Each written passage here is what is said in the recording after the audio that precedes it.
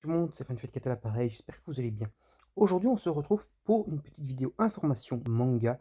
On va parler aujourd'hui de l'arrêt de commercialisation de plusieurs titres chez Kion.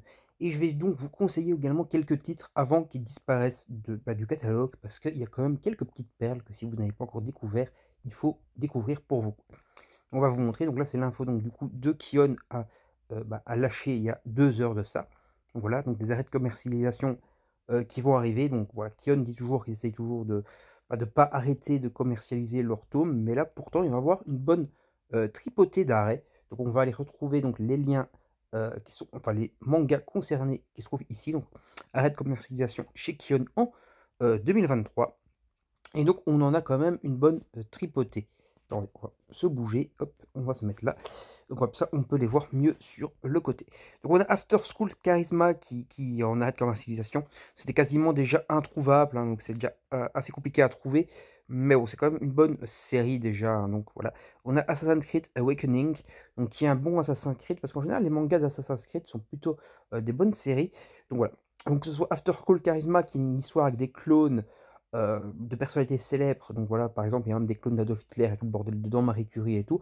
C'est assez intéressant, mais malheureusement, c'est déjà très dur à trouver. Par contre, Assassin's Creed Awakening, je vous conseille, c'est un bon manga comment dire, de fantasy. Donc après, moi, je vous conseille pas spécialement tous les autres titres, mais il y en a quand même quelques-uns que je vous conseille. Par exemple, je vous conseille le manga Darken That Black, qui est un excellent manga avec des pouvoirs. C'est en seulement 4 tomes, c'est une petite série avec un bon dessin. C'est par le mangaka qui a fait Dimension W. Donc voilà, très bon dessin. L'histoire est plutôt sympa. En fait, ils ont droit à des pouvoirs, mais pour utiliser leurs pouvoirs, ils ont besoin de certaines caractéristiques sur leur corps, par exemple. Par exemple, il y a quelqu'un, il est obligé de foutre une capuche avec des oreilles de chat, sinon il peut pas utiliser ses pouvoirs. D'avaler des objets ronds assez gros et de presser s'étrangler avec pour utiliser ses pouvoirs, etc. Et les pouvoirs sont assez cheatés, donc c'est plutôt cool le manga Dark Tan Black, moi, je trouve ça super mal.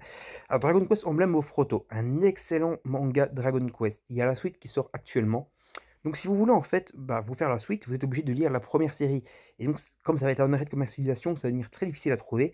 Donc n'hésitez pas à vous ruer sur les Dragon Quest Emblem of Roto, une série en 21 tomes qui est vraiment une excellente saga. Voilà, je vous conseille vraiment cette série, c'est du petit bonbon, un excellent shonen. Voilà, n'hésitez pas à vous procurer Dragon Quest Emblem of Roto tant que c'est encore possible, et même de continuer sa suite qui est donc Les Héritiers de l'Emblème, qui est très bien. Alors Final Fantasy Type 0, qui est donc basé sur le jeu vidéo Final Fantasy Type 0, et qui est donc une espèce de spin-off, on va dire, la série Final Fantasy. Et c'est un très bon manga, voilà, je vous invite à découvrir.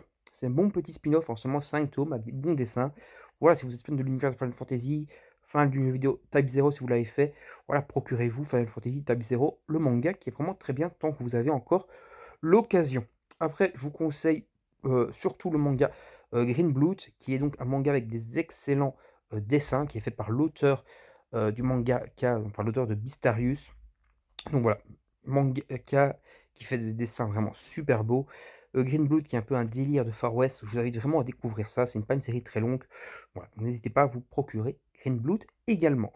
Alors Jusqu'à ce que la mort nous sépare, qui est une excellente série aussi, en 26 volumes, avec pas mal de retournements de situation dedans, des combats avec des mechas, des gars un peu robotisés, de l'amour, de la romance, de l'action, à tir la volée. Voilà, c'est une longue série en 26 tomes, mais si vous avez le moyen de vous les prendre, n'hésitez pas à le faire parce que c'est quand même une très très bonne série.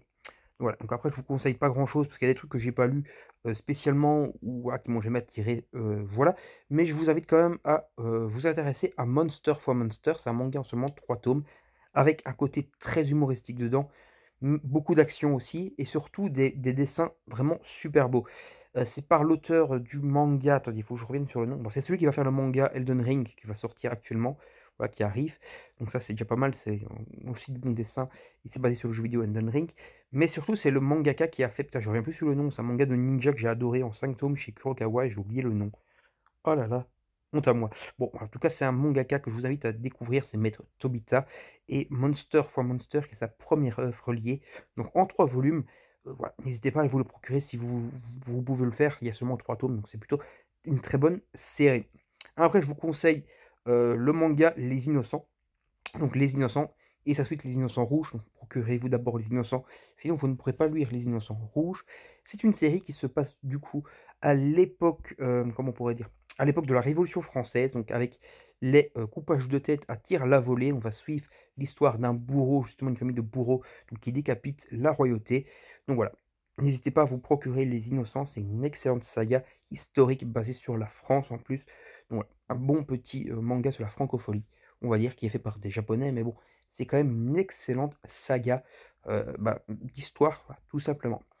Après voilà, les autres, je peux pas spécialement vous les conseiller, mais vous avez jusqu'au 31 décembre pour commencer ces collections ou les compléter. Donc n'hésitez pas à vous les procurer. Je vais faire un petit zoom pour aller vous montrer un peu mieux, les titres en eux-mêmes.